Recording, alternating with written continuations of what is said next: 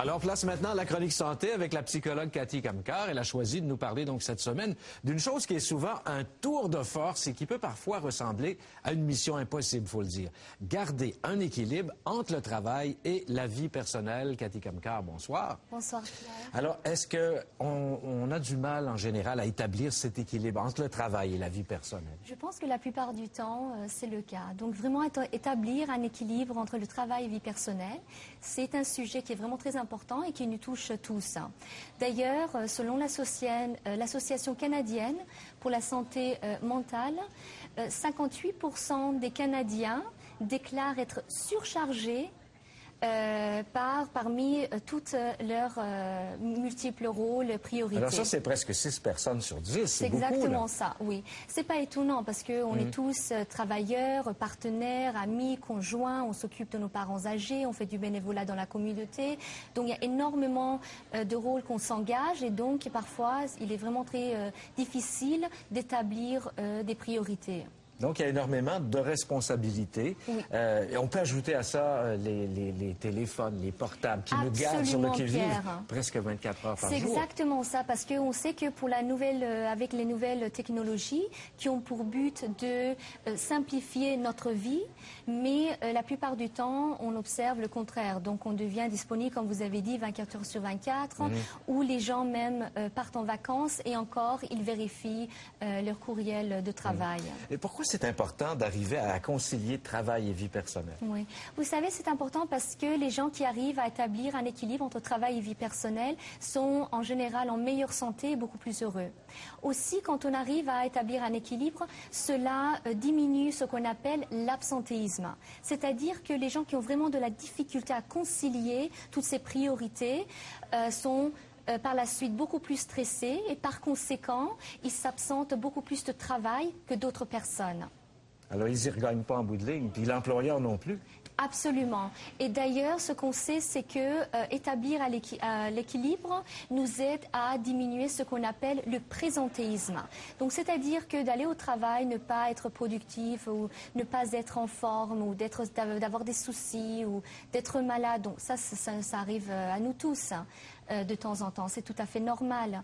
Mais le présentéisme, c'est quand on est au travail, mais on n'est pas en forme, on n'est pas productif et cela dure pendant des semaines et des mois. Et donc, comme vous avez dit, ça s'accompagne vraiment par une perte de productivité et de revenus également pour l'entreprise. Et comment savoir si on a réussi à trouver un bon équilibre? Vous savez, c'est vraiment un état qui se définit individuellement. Donc chacun trouve son propre équilibre. En général, on sait qu'on a établi un équilibre lorsqu'on peut gérer d'une manière efficace nos multiples responsabilités et rôles tout en maintenant sa santé physique, mentale et sociale.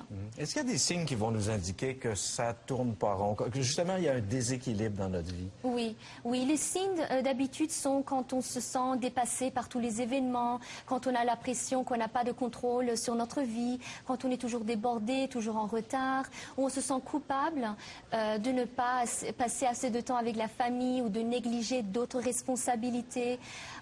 Aussi quand on a des sentiments d'impatience, d'irritabilité, où on est toujours agité, tendu, on a difficulté à se concentrer, donc où il y a notre sommeil qui est affecté. Donc la plupart du temps, ce sont des signes qui indiquent que, évidemment, il y a un déséquilibre. C'est ça, quand on se retrouve dans cet engrenage de travailler toujours plus et qu'on commence à couper sur les heures de sommeil, par exemple. Ça, c'est un bon indicateur. Et de nos jours, il faut le dire, on est presque tous débordés. Oui, tout à fait normal. Ça fait partie de notre réalité.